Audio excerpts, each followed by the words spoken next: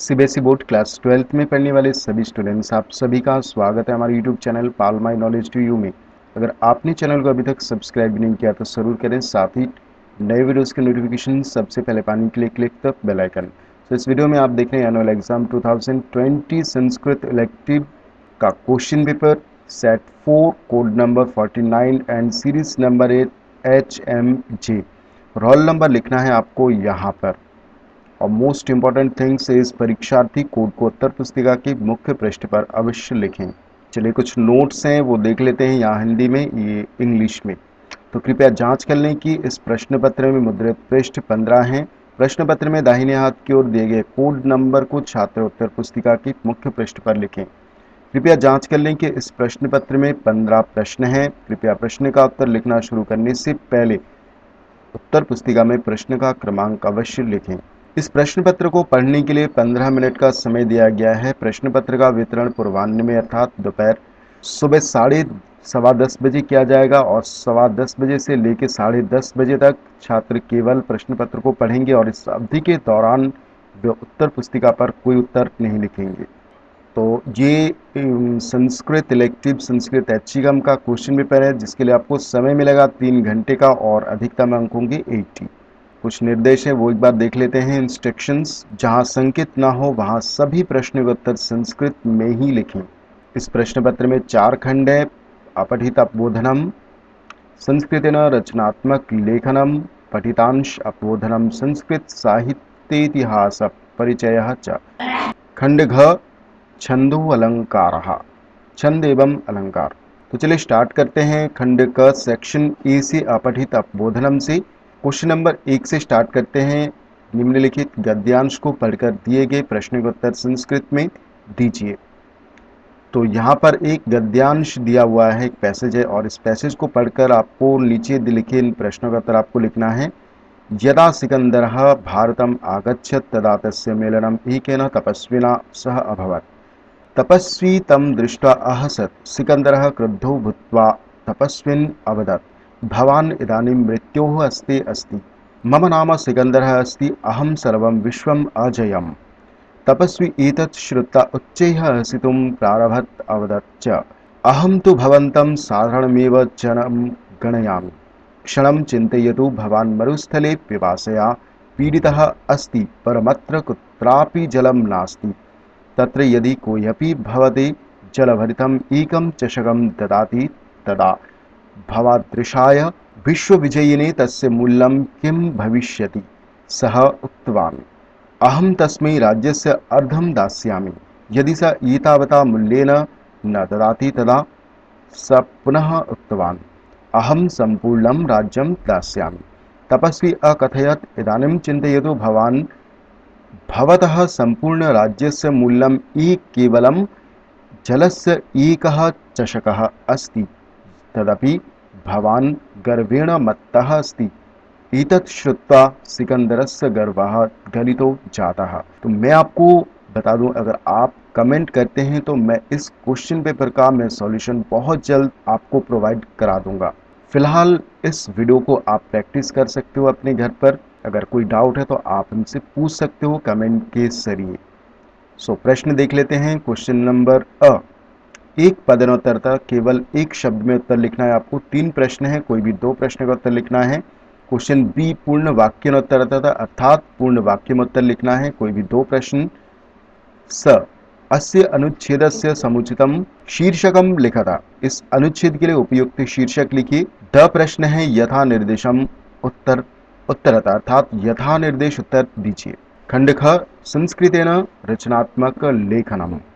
दूसरा प्रश्न है निम्नलिखित छंदों में से शब्दों में से किन्हीं 5 शब्दों को लेकर 5 वाक्य संस्कृत में लिखिए। दूसरा प्रश्न, दिए गए तथ्यों की सहायता से निम्नलिखित विषय पर संस्कृत में अनुच्छेद लिखिए।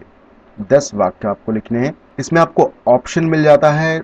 विषय है आचारः परमो धर्मः, दूसरा विषय है विद्याधनम। तो कोई भी विषय पर आपको 10 वाक्य का एक अनुच्छेद लिखना है। क्वेश्चन नंबर 4, निम्नलिखित वाक्यों में से किन्हीं 5 का संस्कृत में अनुवाद कीजिए। हर अनुवाद के लिए 1 अंक दिए जाएंगे। देखते हैं सेक्शन सी, खंड ग के प्रश्नों को। क्वेश्चन नंबर 5, अधोलिखितं गद्यांशं पठित्वा तदाधारितान् प्रश्नान् संस्कृतेन उत्तरत। तो ये एक गद्यांश है, इस गद्यांश को आपको ध्यान से पढ़ना है और पढ़कर नीचे दिए गए इन प्रश्नों का उत्तर आपको लिखना है। पहला खंड है एक शब्द में उत्तर दीजिए, कोई भी 2 प्रश्न आपको करना है। दूसरा खंड है पूर्ण वाक्य में उत्तर दीजिए, कोई भी 2 प्रश्न आपको करना है और हर प्रश्न के लिए आपको 1.5 अंक मिलेंगे, सो 2 प्रश्न के लिए 3 अंक। क्वेश्चन नंबर 6, निम्नलिखित पद्य को पढ़कर उस पर आधारित प्रश्नों के उत्तर संस्कृत में दीजिए। सो ये एक पद्यांश, इस पद्यांश को पढ़कर आपको इन प्रश्नों का उत्तर आपको लिखना है। पहले खंड में एक शब्द में उत्तर देना है, कोई भी 2 प्रश्न, और ब में पूर्ण वाक्य में उत्तर लिखना है, कोई भी 2 प्रश्न। क्वेश्चन नंबर 7, निम्नलिखित नाट्यांश को पढ़कर उस पर आधारित प्रश्नों के उत्तर संस्कृत में दीजिए। ये एक नाट्यांश है, यहाँ से लेके बटाभा से लेके लवह तक, और ये प्रश्न है उस नाट्यांश से रिलेटेड प्रश्न। तो पहले 2 खंड हैं, पहले खंड में कोई भी 2 प्रश्न का उत्तर लिखना है एक शब्द में, और दूसरे खंड में आपको पूर्ण वाक्य में उत्तर लिखना है, कोई भी 2। क्वेश्चन नंबर 8, शब्दों का समुचित अर्थों से मिलान करके लिखिए, कोई भी 4। क्वेश्चन नंबर 9, निम्नलिखित वाक्यों में रेखांकित पदों के आधार पर प्रश्न निर्माण कीजिए, कोई भी 4। क्वेश्चन नंबर 10, निम्नलिखित भावार्थ में मंजूषा में दिए गए शब्दों की सहायता से रिक्त स्थानों की पूर्ति कीजिए, कोई 1। तो ये भावार्थ है, आपको भावार्थ में इसकी सहायता से आपको यहाँ पर रिक्त स्थान की पूर्ति करनी है। इसमें 2 है, अ और ब, इनमें से कोई भी एक ही करना है, और ये मंजूषा में से आपको शब्द लेना है। क्वेश्चन नंबर 11, निम्नलिखित श्लोकों के अन्वय में रिक्त स्थानों की पूर्ति कीजिए, केवल 1। या तो आपको इसे करना है या फिर इसे, इन दोनों में से कोई भी एक आपको करना है रिक्त स्थानों की पूर्ति। क्वेश्चन नंबर 12, यथा निर्देशम उत्तरतः, यथा निर्देश उत्तर दीजिए। सो यहाँ पर अ, कर्ता एवं क्रियापद चुनिए, केवल 1 अंक के लिए प्रश्न है। ब प्रश्न देखिए, विशेषण और विशेष्य पद चुनिए, केवल 1। वाक्य में प्रयुक्त सर्वनाम पद किसके लिए प्रयोग किया गया है, केवल 1। द, निम्नलिखित वाक्य किस ग्रंथ से लिया गया है और इसका लेखक कौन है, केवल 1। यह, कौन किसको कह रहा है, केवल 1। क्वेश्चन नंबर 13, निम्नलिखित कवियों में से किन्हीं 4 कवियों के एक काव्य का नाम लिखिए। वेदव्यास, बाणभट्टः, मथुरानाथ शास्त्री, अंबिका दत्त व्यासः, पंडित राज जगन्नाथः।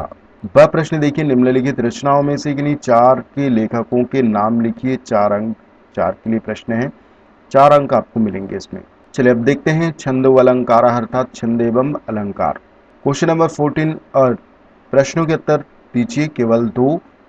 मगणस्य रूपम लिखत मनसि इत्यत्र को गणः भवन्ति अत्र प इति लघुः गुरुः वा। वह प्रश्न निम्नलिखित परिभाषाओं को पूर्ण कीजिए, केवल 2।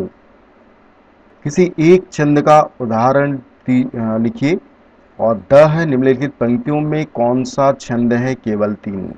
तो इनमें से कोई भी 3 आपको उत्तर लिखना है कि इनमें कौन सा छंद है, बताना है आपको। क्वेश्चन नंबर 15, निम्नलिखित किसी एक शब्दालंकार का सोदाहरण लक्षण लिखिए। यमकम और अनुप्रासः। ब प्रश्न देखिए, केवल एक अर्थालंकार का लक्षण एवं उदाहरण लिखिए। उपमालंकार और अर्थांतरन्यासः। स प्रश्न देखिए, निम्नलिखित पंक्तियों में कौन से अलंकार है, केवल 2। तो यहाँ पर कोई भी 2 पंक्तियों में आपको बताना है कि इनमें कौन सा अलंकार का प्रयोग इसमें हुआ है। तो यहाँ पर क्वेश्चन पेपर यहाँ पर एंड होता है। होप आपको ये वीडियो आपके लिए हेल्पफुल हुआ होगा। अगर इसका सॉल्यूशन चाहिए तो आप कमेंट में ज़रूर बताएं, मैं इसका सॉल्यूशन बहुत जल्द अपलोड करने की कोशिश करूँगा। सो मिलते हैं नेक्स्ट वीडियो में। Thank you.